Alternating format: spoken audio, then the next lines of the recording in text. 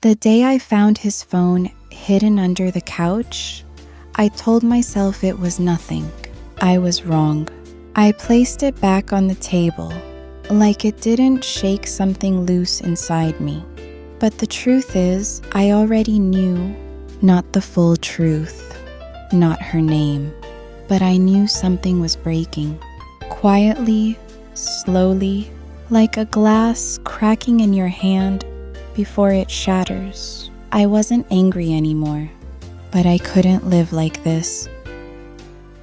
My name is Claire.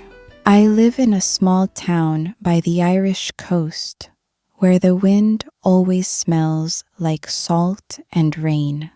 I'm 34 years old. My husband's name is James. Our daughter, Ella, is 9.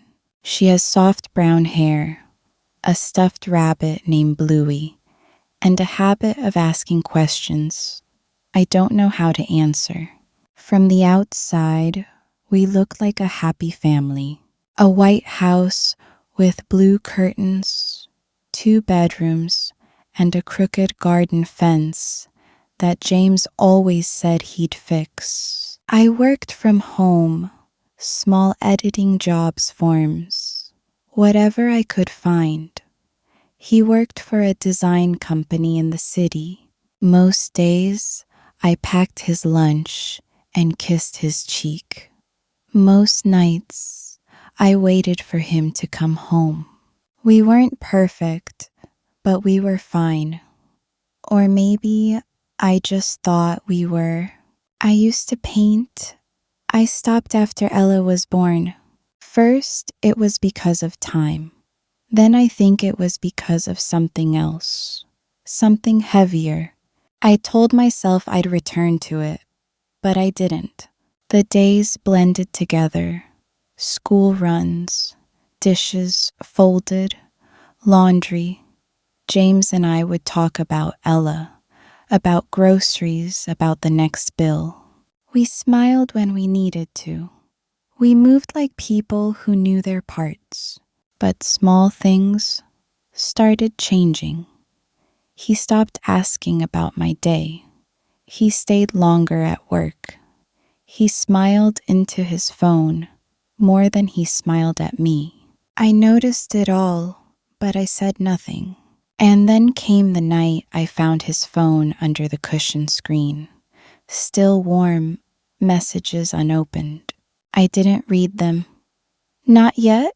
I just held the phone in my hand and stared at the black screen, my reflection dim and tired in the glass. Maybe I was imagining things. Maybe I was just tired. Or maybe something had already begun to end. At first, I didn't speak to him about the phone. I just placed it on the kitchen counter, like nothing had happened. He came in later, picked it up without a word, and slid it into his pocket. I watched him waiting for something, an explanation, a smile, anything. But he just opened the fridge and asked if we had any juice. In the weeks that followed, I kept noticing little things. He came home later.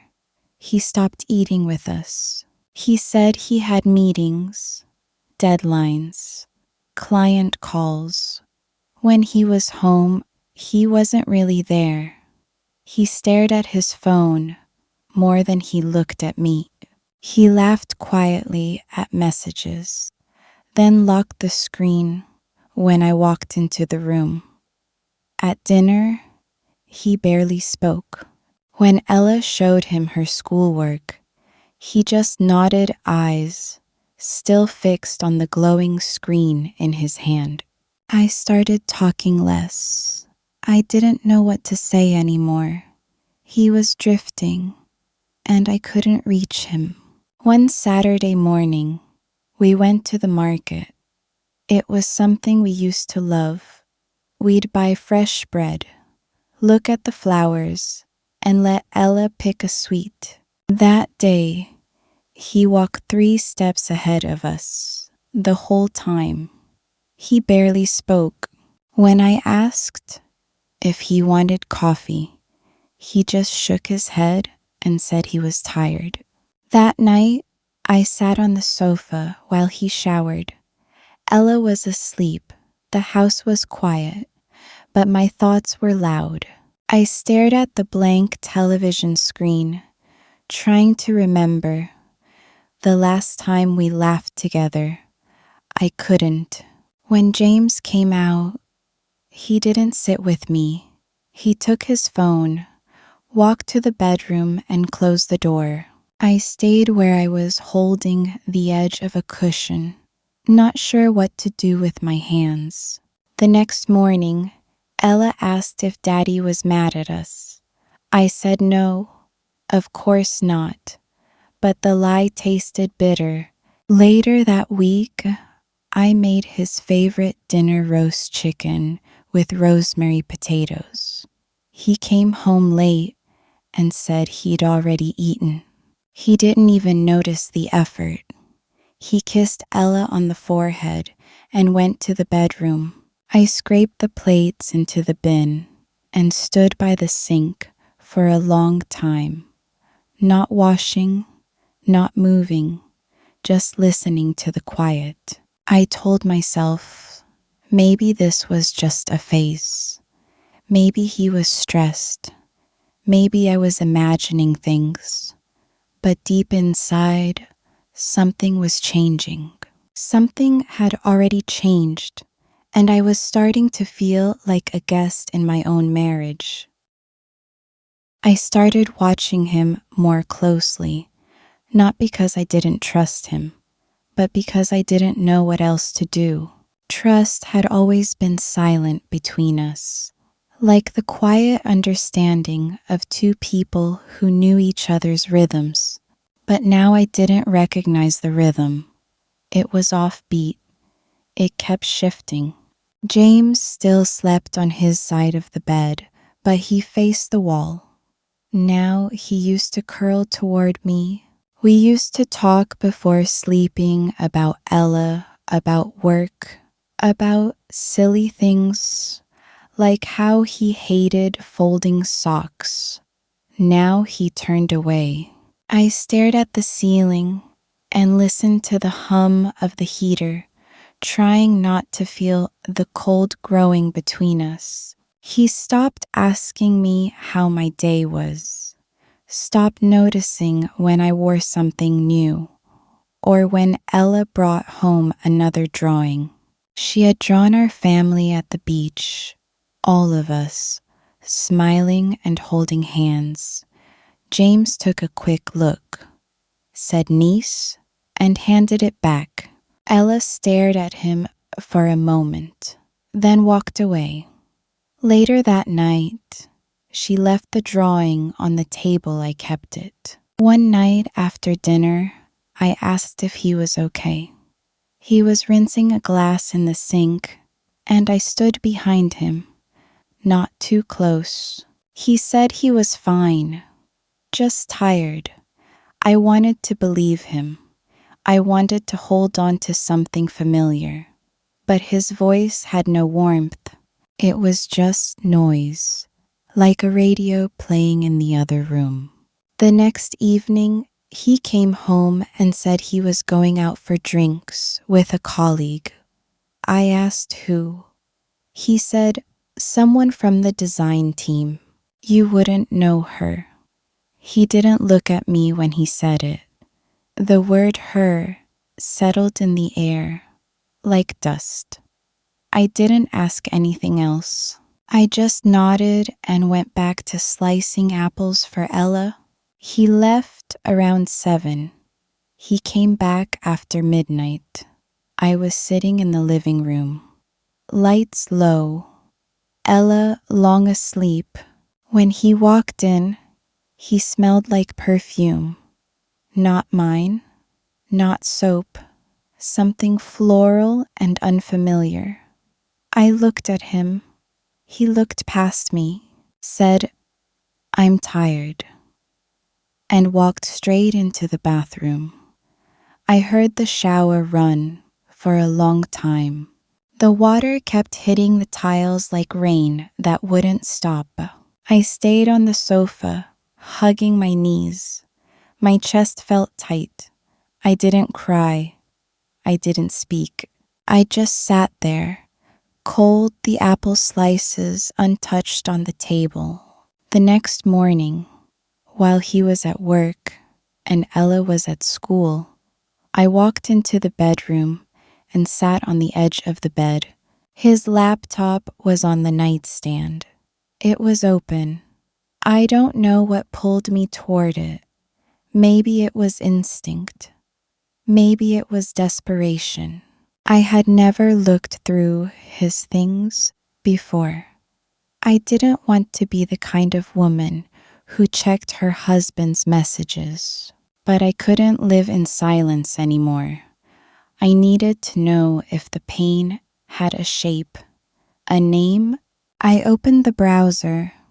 I clicked on the mail icon, and then I saw it. A name that appeared again and again. Isabel. I opened one message, then another and another. You make me feel alive again. I miss the way you laugh at my jokes. I wish I could wake up beside you. I stopped reading. I closed the laptop. My hands were shaking. My eyes burned. I sat very still, listening to the clock ticking in the hallway. Something inside me had broken, but something else had woken up. That night, I didn't cook dinner. I couldn't. The kitchen felt like it belonged to someone else. I sat by the window with a cup of tea that went cold in my hands. The sky outside was pale gray, the kind that makes everything look quieter than it is. When James walked in, he looked tired, like always. He dropped his bag by the door and kicked off his shoes. He didn't look at me. He walked straight to the kitchen, opened the fridge, poured himself a glass of water, and leaned against the counter. I watched him from the chair near the window. I read your emails, I said. He didn't move for a moment. Then he turned around, slowly, still holding the glass. He didn't ask which emails. He didn't pretend. He just stared at me. You had no right, he said. I didn't answer. Right away, I looked at him, trying to understand who he had become. This man in my kitchen, in our house, who once held my hand as I gave birth to our daughter. Do you love her? I asked. My voice didn't shake. He looked away. He didn't speak for a long time. Then he said it. Yes. Just that one word. Quiet, flat. But it landed like thunder inside my chest. I looked down at my hands. They were holding the empty cup, but I couldn't feel it anymore. My fingers had gone numb. I wanted to scream. I wanted to ask why I wanted to know when it started, how it happened, what she looked like, but I didn't. He didn't say, sorry. He didn't explain. He just set the glass down and looked at his phone. I stood up and walked to the kitchen sink. I didn't know why. I think I just needed to stand. My knees were too heavy to carry my grief sitting down. I turned on the tap and let the water run over my fingers. The sound of it filled the silence. From the corner of my eye, I saw him walk past me down the hall. A door closed. That night, I checked on Ella 3 times. She was sleeping on her side, hugging Bluey, her soft brown hair messy on the pillow. I kissed her forehead and whispered, "You are not part of this." Then I went back to our bed. He wasn't there. He had taken a blanket and was sleeping on the sofa. I lay on the edge of the bed, staring at the ceiling, listening to the quiet house. At some point in the night, I got up. I opened my old art box from the closet, the one I hadn't touched in years. I looked at the paint tubes, the brushes, the half-finished canvas still wrapped in brown paper. My hands hovered over them. Then I closed the box and sat on the floor beside it. I didn't cry. I had already done that. I just sat there until the first light came through the curtains. Something inside me was still broken, but the silence didn't scare me anymore. The next morning, I made breakfast like usual. Toast, eggs, tea. Ella came into the kitchen in her socks, rubbing her eyes. She asked where Daddy was. I told her he was sleeping on the sofa because he was tired. She didn't ask more. Children know when not to. James walked in. 20 minutes later, his hair was messy, his shirt creased. He nodded at me, said nothing, and poured himself some coffee. Ella tried to talk to him about a dream. She had something about flying and a giant strawberry. He smiled a little, but didn't listen. Not really. After I walked Ella to school, I came back home and sat at the table. James was still there. He hadn't gone to work. His phone was beside his cup, face down. He didn't say anything. I didn't either. Not at first. Then I said, "You have to leave." He looked up now. Yes. He leaned back in his chair and rubbed his face. "Claire, this isn't how I wanted it to go." I waited. There were no more words, just that weak sentence hanging in the air like steam from a cooling cup. "I didn't mean to hurt you," he added. But he had, and it was already done. "I'm not angry anymore," I said. "But I can't live like this. Ella can't live like this." He nodded slowly, like he had been expecting it. Maybe he had. Maybe he was just waiting for me to say it first. He stood, picked up his phone, and said, "I'll come back for my things later. I'll sort something out with Ella." He didn't ask me to stay. He didn't fight for us. That hurt more than the emails. When he walked out the door, he didn't look back. I stood by the window and watched his car pull away. Then I cleaned the table, washed the dishes, and folded the kitchen towel, like I always did. The silence was strange at first, but it was cleaner than before, lighter. Later that day, I sat on the edge of Ella's bed. She was drawing something bright with stars and flowers. She looked up at me. "Is Daddy coming home tonight?" I shook my head. "Not tonight." "Okay," she said, and went back to coloring. That night, she slept in my bed. Her small hand found mine in the dark. Outside, the sea, wind moved the branches. The house creaked softly. I listened to the sounds and realized they didn't frighten me. It wasn't peace yet, but it was something close. The days after James left were quiet in a way that felt both strange and familiar. There was no shouting, no crying, no dramatic goodbye, just space where he used to be. His shoes were still by the door, his toothbrush still in the cup, but the air had changed.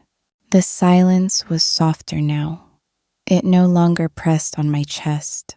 I moved through the house like I was learning it again. I folded his clothes and put them in a box. I didn't rush. One sweater, then another. I found an old scarf I had knitted for him years ago. I held it for a moment, remembering the way he used to wear it when he picked Ella up from preschool. Then I folded it and placed it in the box with everything else. At night, I would lie in bed and listen to the wind. It was the same wind as before, but it felt more honest. The lies were gone. The pretending had ended. I miss the man James used to be, not the one who had slept on our sofa the past few weeks. That version had already left long before the door closed behind him. Ella asked fewer questions than I expected. She watched me carefully. Children can feel when something is broken, but she didn't act afraid. I think she had already sensed the distance. One evening, she sat beside me as I peeled potatoes and asked, "Will Daddy still come to my birthday?" I said, "Yes, if you want him to." She nodded, then asked if we could bake the cake together this year. We started walking more. After school, we'd take the long path by the cliffs where the sea crashes hard against the rocks. Ella liked to throw little stones into the wind and pretend they could fly. I didn't talk much. I just listened to the sound of her voice, to the way the waves answered back. One afternoon, I found my old sketchbook. It was behind a pile of books, in the hallway cabinet. I opened it slowly. The pages smelled faintly of dust and paint. Some of the drawings were unfinished, some just soft outlines. I didn't cry. I didn't even feel sad. I just stared at them quietly, like I was meeting a version of myself I hadn't seen in years. That evening, I sharpened a pencil and sat by the window. Ella was doing her homework on the floor. I didn't plan what to draw. I just started. My hand moved slowly, as if remembering something it used to know by heart. The lines came gently, without force. I didn't finish anything that night, but I left the sketchbook open. When I turned off the light, I felt something small settle inside me. Not happiness, not yet, but something steady, something that didn't shake when I stood still. A week later, James came by to pick up the rest of his things. He didn't knock, just opened the door with his old key and stepped inside, like he still lived there. I was in the kitchen washing dishes. He looked around like he didn't recognize the place. "Hi," he said. "Hi," I answered, drying my hands. He walked down the hall without another word. I heard drawers opening, the closet door sliding. I didn't follow him. I didn't ask what he was taking. I just stood by the window and watched Ella playing outside with the neighbor's dog. After a while, he came back to the kitchen with 2 bags and a folded blanket under his arm. He looked tired, or maybe I just didn't care to read his face anymore. "I'll send over the rest of the money this week," he said. "Okay," I replied. "I'll pick up Ella on Sunday. Is that all right?" "Yes." He looked around one last time. His eyes landed on my open sketchbook on the table. "You're drawing again," he said. I didn't answer. He waited, then nodded to himself, like that was all he needed to know. At the door, He hesitated. Claire, I didn't plan for any of this. I turned toward him, but you chose it. He didn't speak after that, just gave a small nod and stepped outside. The door closed quietly behind him. I stood in the silence for a moment. Then I locked the door, not because I was angry, just because it was time. Later that evening, Ella came inside with leaves in her hair and mud on her shoes. She held out a tiny yellow flower she had picked near the gate. "This is for you," she said. "It's not perfect, but it's nice." I took it from her and smiled. It's more than nice. We had soup and bread for dinner. We lit a candle, even though it wasn't a special day. After she went to bed, I placed the flower in a glass of water beside my sketchbook. The house felt different now. Lighter, not full, not yet, but mine. Spring came slowly that year. The trees outside our window were late to bloom, but one morning, I noticed tiny green buds pushing through the branches. It made me stop. Just for a second, I stood at the sink, hands wet from washing dishes, and watched those little signs of life. They weren't loud or fast, but they were there. I started walking, more even when Ella was at school. I'd take the long path by the cliffs and breathe in the sea air. Sometimes I brought my sketchbook. Sometimes I didn't. I didn't force myself to draw. But when I wanted to, I did. One day, I painted something small, just a quiet line of hills under a pale sky. Nothing important. But I left it on the table, and when Ella came home, she looked at it for a long time. "Did you make this?" she asked. "Yes," she nodded. "It looks like the way quiet feels." I didn't know what to say. I smiled and kissed the top of her head. The emails James used to send Isabel stopped mattering. I never checked again. I didn't delete them either. I let them stay there, like pages from a book I no longer needed to read. I had spent enough time in someone else's shadow. I wanted to find my way back to the light. Some evenings, I still thought of him. Not out of longing, just memory. A faded photograph in a drawer. I didn't open much. I didn't hate him, but I no longer waited for the sound of his key. That part of my life had ended with a whisper, not a scream. Ella and I made new routines. Saturday pancakes, quiet Sundays at the park. She asked more questions. Now, big ones, like why people stop loving each other and how, when someone's telling the truth, I never pretended to have perfect answers. I just told her what I knew, that love should never make you feel invisible, that truth is quiet and steady, not loud and sudden, that being alone doesn't mean being broken. One evening, we sat on the back steps, watching the sky turn pink. She leaned her head against my shoulder.